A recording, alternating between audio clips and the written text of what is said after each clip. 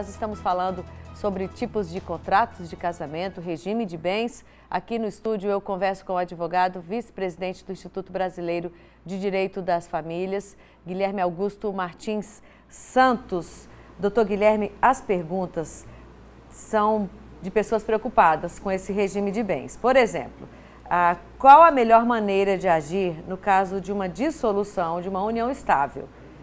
Estamos juntos no regime de comunhão parcial de bens? Na união estável, aquela que não foi para o papel lá para registrar no cartório, já fica implícito que o regime é o da comunhão parcial? Isso. É importante destacar, Joselma, que a união estável é uma situação de fato. A gente simplesmente formaliza aquilo que acontece no campo fático. E aí, quando não se tem a formalização desta união, automaticamente estão nesse regime da comunhão universal.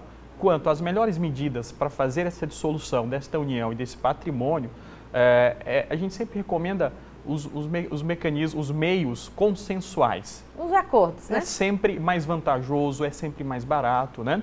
Então a gente recomenda esses caminhos e aí é como se fizesse um divórcio para partilhar esses bens sem nenhuma distinção. A gente pode fazer a dissolução da união estável em cartório? Precisa? Sim, é possível fazer em cartório desde que não tenha filhos menores. Ou filhos incapazes, é possível fazer em cartório, sim, é uma facilidade que se tem. Há um telespectador dizendo que morou junto, uma mulher dizendo que morou junto com o pai da filha dela por 10 anos. Construímos muita coisa juntos, casa, carro, porém separamos há 2 anos e ela diz que não ficou com nada do que foi construído. Ela ainda tem direito de solicitar essa partilha dos bens? Isso. Quanto ao tempo do fim da união, isso não impediria ela de de analisar, não vai ter prescrição, né, nesse ponto não. Agora precisa observar esse patrimônio como foi adquirido durante o período se foi no período que estavam juntos, de que maneira foi adquirido para sinalizar se ela teria direito ou não. Aí como é que faz, hein, doutor? Ela vai entrar com um pedido de partilha de bens normal na vara lá de família? Isso. No cartório teria que ser consensual. Se não tem essa possibilidade da consensualidade, vai ter que propor uma ação judicial e ali indicar os bens que eventualmente foram adquiridos. A Ana Lúcia de Paraíso quer saber se, quando a gente tem uma casa, diz ela, e se relaciona com outra pessoa, dentro do relacionamento, durante a constância daquele relacionamento, se troca aquela casa, compra uma maior, o parceiro morre, os filhos dele têm direito àquela casa também, que foi adquirida durante o relacionamento deles? Aí são duas questões, Joselma.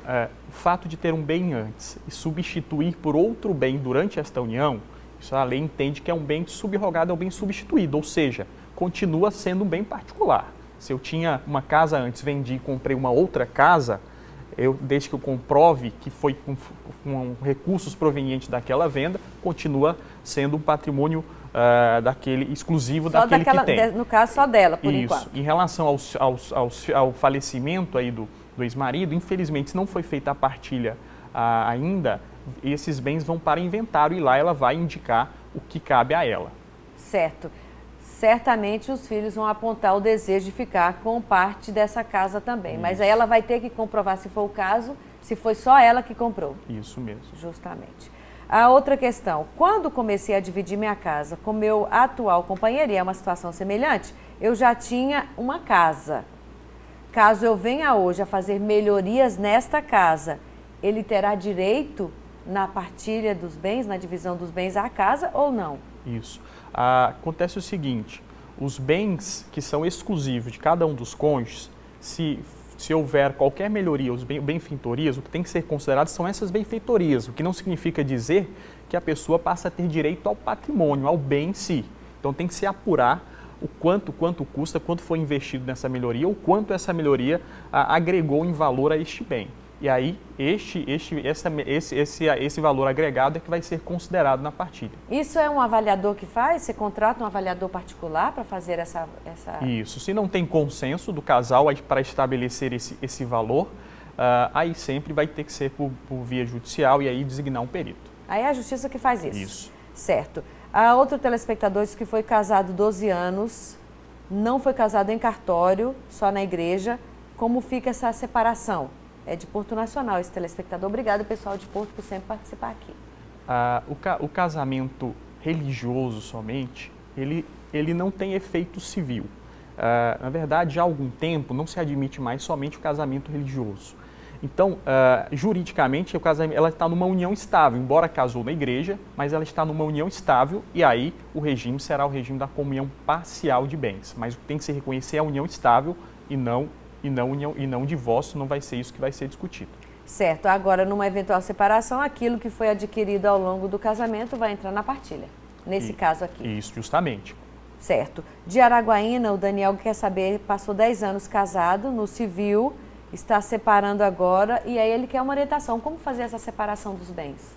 Certo. É importante que nessa fase se faça a reunião de todos aqueles documentos relacionados ao patrimônio e principalmente, né, você identificar o momento em que foram adquiridos esses bens. A gente sabe que na prática, Juscelma, existe muita informalidade na aquisição de patrimônios, então é importante você identificar, demonstrar ali quanto pagou, quanto investiu e principalmente a data desses investimentos, porque essas são as principais informações para estabelecer essa partilha.